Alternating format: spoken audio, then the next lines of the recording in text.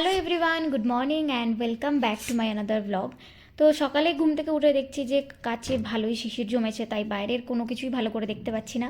তাই এখন একটু কাজটাকে মুছে নিলাম যে বাইরেটাকে কীরকম লাগছে দেখতে, আজকে ওয়েদারটা কীরকম সেটা একটু দেখি। আর বাইরে দেখতে পাচ্ছ ভীষণ ভীষণ কুয়াশা রয়েছে, তার মধ্যে মেঘলা আকাশ। তো চলো আজকে আমরা যাব দুধপাত্রি, তো রেডি হওয়া যাক। এদিকে আমি দেখছি রিম্পা দিদি আর মানু এরা দুজন মিলে ঘুম থেকে উঠে বসেই আছে। এরা রেডিও হচ্ছে না, ব্রাশও করছে না, চাও খাচ্ছে না, কিছুই না। এদিকে অলরেডি আমাদের চা দিয়ে চলে গেছে। আর এখানে আমরা আমার ভাইকে নিয়ে খুব মজা করছিলাম, কারণ আমরা বাইরে এসেছি, ওকে বলেছিলাম যে হালকা পাতলাই খাবার খা, কারণ প্রত্যেক দিন এত জার্নি হচ্ছে আর ভোরবেলা আমাদের ঘুম থেকে উঠে যেতে হচ্ছে। তো ও আমাদের কথা কোনো কিছু না শুনে ও কালকে রাত্রে মাংস খেয়েছে, আর মাংস খেয়ে কালকে রাত্রে ওর খুবই শরীর খারাপ, বমি টমি হয়েছে। তো শরীর খুবই খারাপ, ওর পেট খারাপও হয়ে গেছে। তো সেই নিয়ে আমরা বলছি, বাট অ্যাজ ইউজুয়াল ও সকালবেলা ঘুম থেকে উঠে কিন্তু আবার একদম ফর্মে চলে এসছে। আর আজকেও বলছে নতুন নতুন ভালো ভালো খাবার খাবে, কারণ ওর একদিনের শিক্ষায় কিছুই হয়নি। আর এদিকে আমার পিসি এসে বলছে যে চা অলরেডি দিয়ে চলে গেছে, আমি রেডিও হয়ে গেছি, আর তোরা এখনও কিছুই করিসনি। তোমাকে কে বলেছে এটা? আমার পেট খারাপ হয়নি, আমার ওটা জ্বর হয়ে গেছে। কোনখানটাতে? তোমাকে আমি কতদিন ধরে চিনি? আমি তো অনেক সেই বিকেল থেকে বলছি রিম্পা আমার ঠান্ডা লাগছে, রিম্পা আমার তোমার ঠান্ডা না, তোমার হয়ে গেছিল আগে চাঁদ বদল। তুমি ওই দাঁতে তোমার দাঁত লাগে, গ্যাস ছাড়া বাবার কালে লাগেনি। ওগুলোর কণায় লেগেছো, ল্যাপটপে কাজ করছিল তখন তোমার কিচ্ছু হয়নি, হঠাৎ করে তোমার তখন তো 9টা 9:30টার আগে তোরা বেরোতে পারবি না। চা দিয়ে গেছো, মানুষ মুখ ধুয়ে চা খা। মানুষ বলছে দেখো আমার মাংস পিণ্ড রয়েছে, শুধু শরীরে কিছুই নেই। আর ডিমের ভিডিও করছে, নাচন বদনি জনি নাচতে আজকে আলু পরাঠা খাবে না, মুলোর আজকে মুলোর পরোটা, মুলি দে পরাঠে, মুলি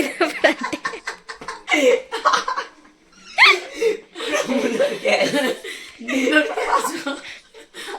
মামার পাশে বসে দেবো, মামা আর টু ভাই একসাথে বসবে।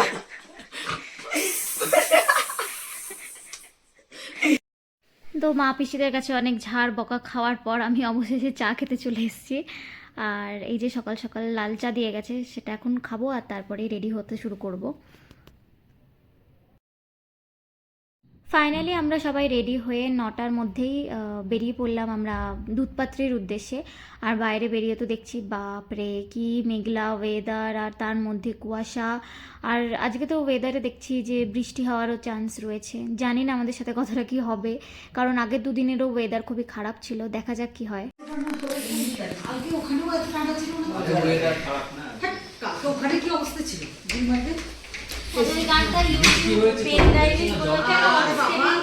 অক্সিজেনের পয়েন্টই নেই, কি করে এটা বুঝি না বাবা।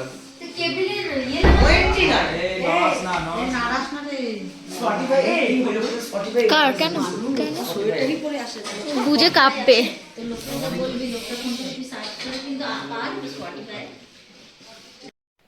আজ বাইরে ঠিক কতটা ঠান্ডা সেটা তো তোমরা সবার রিয়াকশান দেখে আর এই বাইরের ওয়েদার দেখে বুঝতেই পেরে গেছো। আর এই ঠান্ডার মধ্যে আমার ভাই পাকামো মেরে শুধুমাত্র একটা টি শার্ট পরে এসছে, ও কোনো সোয়েটারে গায়ে দেয়নি। ও ভেবেছে বাইরে আজকে ঠান্ডাই হবে না।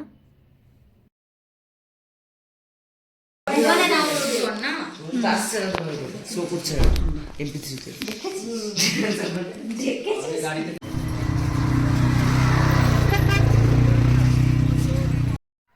এখন আমরা চলে এসেছি দুধপাত্রিতে, আর সামনে দেখো কত ঘোড়া রয়েছে, তার সাথে রয়েছে হালকা সবুজ কচি কলা পাতা কালারের ভ্যালি, আর তার সাথে রয়েছে বরফওয়ালা পাহাড়। তো ওয়েদারটা যদিও খারাপ, একটু মনটা একটু অতটাও ভালো নেই, বাট ঠিক আছে, এই ওয়েদারেও এরকম ভিউ থাকলে তো কুছ ভি চলেগা। আর এদিকে কিন্তু আমরা যে দুধপাত্রি মেন ফলসটায় যাব সেটা কিন্তু অনেকটাই দূরে নিচের দিকে নেমে যেতে হবে। তো সেই জন্য আমরা এখানে গাড়ি ভাড়া পাওয়া যায়, সেটাই বার্গেনিং এখন চলছে। এখানে কিন্তু হাই রেট বলছে, একটু বার্গেনিং আপনারা দেখে শুনে করবেন তাহলেই হবে। তো চলো সামনে যাওয়া যাক, দেখি কোথা থেকে আমরা গাড়ি টাড়ি বুক করি।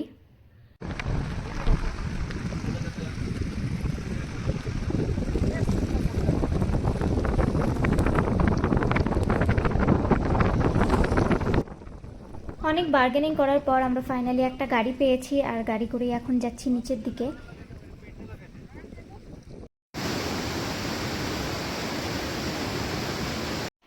এই সেই দুধপাত্রী নদী, যে নদীর জলের রং কিন্তু একদম দুধের মতো সাদা লাগছে, আর তাই একে কিন্তু ভ্যালি অফ মিল্কও বলা হয়ে থাকে।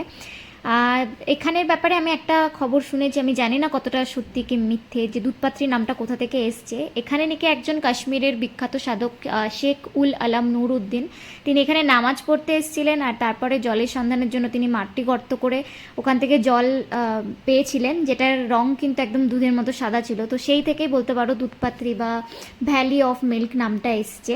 আমি আবারও বলছি, এটা কিন্তু আমি একদমই শিওর নই, বাট আমার শোনা এটা গল্প, আমি জানি না এটা সত্যি কি মিথ্যে, জাস্ট তোমাদের সাথে শেয়ার করলাম। ভুল হলে আমাকে প্লিজ আপনারা কমেন্ট বক্সে জানাতে পারেন। তো নিচ থেকে আমরা নদী টদি সব কিছু দেখে উপরের দিকে চলে এসেছি, যে ইউনিয়নের গাড়িটা করে আমরা এসেছিলাম সেই গাড়িটাতেই বসে আছি। আর এদিকে আমাদের সাথে একটা প্রবলেম হয়ে গেছে, সেটা হচ্ছে আমাদের যে ড্রাইভার সে লাপাতা, তাকে আমরা খুঁজেই পাচ্ছি না। এখানে অন্যান্য যেসব গাড়ি পার্কিং করে আছে, যে কাশ্মীরি ড্রাইভার আছে যারা এখানে থাকে বা এখানে বিভিন্ন পার্টিকে নিয়ে আসে, তাদেরকে জিজ্ঞেস করছি যে আমাদের ড্রাইভার কোথায় বা আপনারা চেনেন কি জানেন কি না। ওরা বলছে না, একটু আগে এখানে ছিল, জানি না কোথায় গেছে। তো আমরাও বুঝতে পারছি না ঠিক কোথায় গেছে। ड्राइवर हम वेट कर रहे हैं ड्राइवर बैठा है गाड़ी पे, नहीं वो हमारा ड्राइवर नहीं है नंबर है आपके पास, फोन करो ना उसको। यहाँ पे नई नेटवर्क आ रही है ना। কাশ্মীরি ভাইয়া চুপ করনা। আমি বলি ও ওটাই করছে, যেরকম পেছনে পেছনে ঘুরে বেড়াচ্ছিল, অন্য কারোর পেছনে পেছনে ঘুরে বেড়াচ্ছে, সে রাজি যদি হয় তাহলে কি আরেকটা গাড়ি এত দূরে চলে আসবে, পিছনে নিয়ে আসবে, তারপরেও আমাদের নাম যাবে। এটা হচ্ছে ওর ইয়ে, ও এলে জল কাটতে দাও, জল কার কাছে দে রে, জল দিস। এই শোন, এই রিম্পা আগে তো শুধু জামা কাপড়ের ইয়ে দেখতো, শুধু দাম দেখতো, মানে দামি জিনিস হলে সেটা ভালো। আর কে বলে কার কথা দাদা লিখে রাখতো এই নিয়ত। আর নিয়ে রিম্পা জামায় কত জামাতে ওর 500 টাকা দাম হলে 1000 টাকা লিখে দিই, ভালো জামা। আর নিয়তিরও লিখে রাখতো দাদা। তাই সেটা না, আমার অতটা মনে নেই। হ্যাঁ মনে নেই যাবার, এটা তো মনে এটা ছোট আমি রেখে দেবো। না সত্যি, আরে আমাদের প্রত্যেকবার খাবার ফেরত যায়, ওই জন্য আমরা এবার মধু তো বলছে বেশি কিছু নেবে না, বেশি কিছু নেবে না। আর তোমার সে কেলে ব্যাগটা কি আছে, যেটা আমাদের খাবার এনেছে? মানুর ব্যাগটায় কেক আছে, বের করিস না কেন রে? আমি আজকে বললাম কি চল কেক তো নিয়ে চলো, হ্যাঁ পেটটা ঠিক নেই, খাবে না নিজে বাকি, আজকে খেতে হবে না, কালকে অনেক দিন যাবো, কালকে খাবো। গাড়ির মধ্যে এভাবে 1 থেকে 1.5 ঘন্টা ওয়েট করার পর ফাইনালি আমাদের ড্রাইভার চলে এসেছিলো। আর সে তো এসে খুব মিথ্যা কথা বলছিল আমি খেতে গেছিলাম, অন্য কোথাও যাইনি, হ্যানা তেনা। যাই হোক, তার সাথে আর ঝামেলা না বাড়িয়ে আমরা আবার রওনা দিয়ে দিয়েছিলাম। আর যাওয়ার পথে এরকম অনেক দোকান পাচ্ছিলাম খাবারের, তো সেখানে দাঁড়িয়ে একটু লাঞ্চ করে নিলাম। এখানে আমরা খাচ্ছিলাম ভুট্টার পরোটা, তার সাথে গাজরের একটা আচার আর একটা কাশ্মীরি কোনো শাক। बहुत ज्यादा ही बोल रहे भैया आप। কত 100 টাকা করে 10 বলিস না এটা লাগে। দুটো রুটি होना चाहिए, দুটো রুটি ঠিক আছে। 2000 টাকা হয়ে গেল তাহলে। যেহেতু আমাদের হাতে টাইম অনেক কম, শপিং করার জন্য এক্সট্রা কোনো টাইম আমরা আর পাবো না, তাই আমরা আজকে দুধপাত্রি থেকে ঘুরেই একদম সোজা চলে এসেছি লাল চকে। এখানে সবাই কেনাকাটি করছে, আর আমিও ছোটোখাটো কিছু জিনিস কেনার ছিল সেগুলো কিনে নিলাম। আর এরপর এখানে কেনাকাটি শেষ হয়ে গেলে আমরা একদম চলে যাব মমতা চকে, সেখান থেকে আমরা যে রাত্রের খাবার নিয়ে যাই সেই খাবারটাই ওখান থেকে তুলে নেব। আমরা এখন কোথায় আছি? মমতা চকে আছি, আর আমরা এই যে ছোট অটোতে যাবো। তাহলে আরেকজন নিয়ে আসবে নাকি? একই সাথে হচ্ছে না, ও আরেকটা ছেলেকে নিয়ে আসবে। আমরা এখন এই যে সবাই ওয়েট করছি, মমতা চকে দাঁড়িয়ে আছি। কারণ ছোট বাঙালি খাবার, বাঙালি খাবার খেতে ইচ্ছা সবাই করে। এখানে এলে ছোটকে বলবেই ফোন করে। হ্যাঁ, আমাদের কাছে নাম্বার আছে, ছোট হচ্ছে আমাদের অটোওয়ালা। মুখিয়ার। আর এখানে যদি কাশ্মীরে এসে কারো বাঙালি খাবারের প্রবলেম হয়, তাহলে সে চলে আসবে মমতা আশা। চকে, আশা বেঙ্গলি হোটেল। একদম একদম 160 টাকা করে থালি। খাবার দাবার মোটামুটি খাবার দাবার ভালো, খুব একটা খারাপ নয়, খুব একটা খারাপ নয়, খারাপ নয়। পেট ঠিক থাকবে। এতে প্রতিদিন ডাল ভাত আর ডিমের অমলেট। হ্যাঁ, যদি আপনার প্রতিদিন ডাল ভাত ডিমের অমলেট খেতে ইচ্ছা করে আসবেন। আর মাংস খেয়ে আমার ভাইয়ের হাগা হয়ে গেছিল।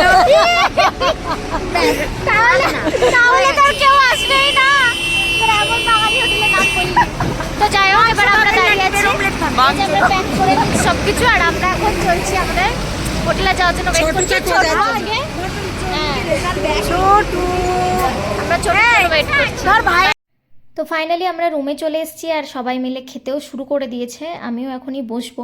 আজকে কিন্তু আমরা এনেছিলাম আলু সেদ্ধ, আলু পোস্ত, ডাল, ডিমের অমলেট, একটা ঢ্যাঁড়স আলুর তরকারি, আর সাথে বোধহয় ঝুরঝুরে আলু ভাজাও ছিল, আর পেঁয়াজ লঙ্কা তো দেয় অ্যাজ ইউজুয়াল। তো সেগুলোই ছিল, সবাই মিলে বেশ খেতে বসেছি জমিয়ে। 7 জন একটা অটোতে বসে আমরা কি করতে পারি না বিশ্বাস করে ছোট বড় আরো 20 জনকে পাঠাও। এদিকে আমি একটা কথা বলছি, যদি হই সুজন তেঁতুল পাতায় 9 জন, ও বললে আরো 20 জনকে বসাও, কোনো ব্যাপার নাই।